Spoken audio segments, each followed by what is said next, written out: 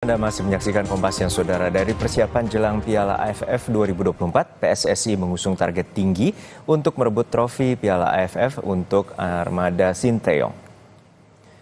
Dengan diturunkannya mayoritas pemain muda dalam ajang Piala AFF, PSSI menargetkan tim Indonesia juara Piala AFF. Meskipun dibayang-bayangi target untuk meraih trofi kali pertama di tingkat ASEAN, pelatih timnas Sinteyong tetap memilih menurunkan Garuda Muda.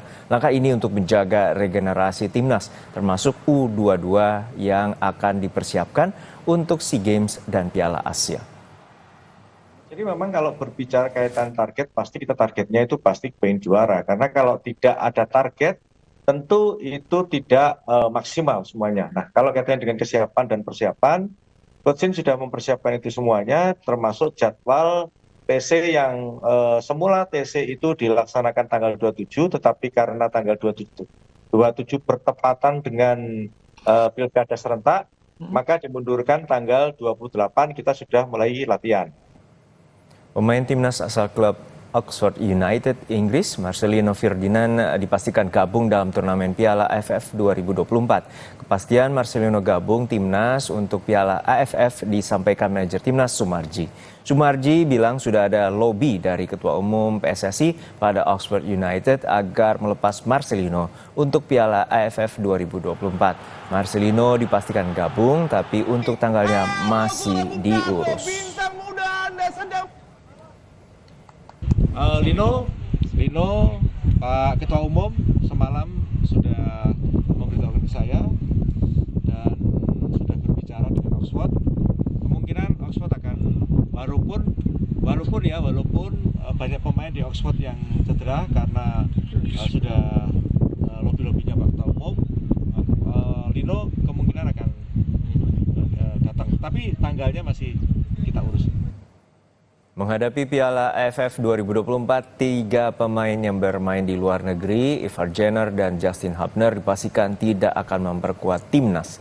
Menurut manajer timnas, 2 pemain itu absen akibat padatnya jadwal kompetisi. Sedangkan pemain yang bermain di luar negeri lainnya, Pratama Arhan, dijadwalkan bergabung hari Minggu ini. Asnawi Mangku Alam bergabung setelah 3 Desember dan Rafael Struijk juga bisa bermain jika timnas lolos ke semifinal. Sementara Marcelino Ferdinand meski akan bergabung belum diketahui tanggal pastinya. Hingga kini manajer timnas masih terus melakukan lobby untuk menggait pemain yang akan memperkuat skuad timnas di Asian Championship atau AFF.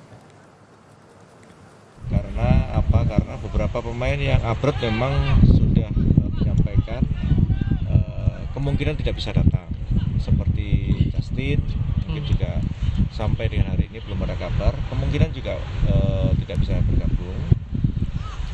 Lantas ada beberapa pemain yang seperti Ivar juga belum ada kabar sampai dengan hari ini. Saya masih tetap berkomunikasi dengan Ivar sendiri dan dengan klubnya, tapi kemungkinan juga kecil ini Ivar.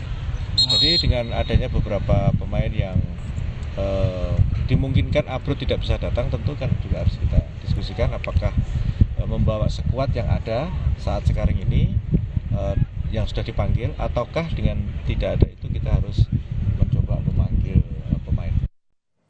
Performa timnas Indonesia di kualifikasi Piala Dunia membawa skuad Garuda naik ke peringkat 125 FIFA.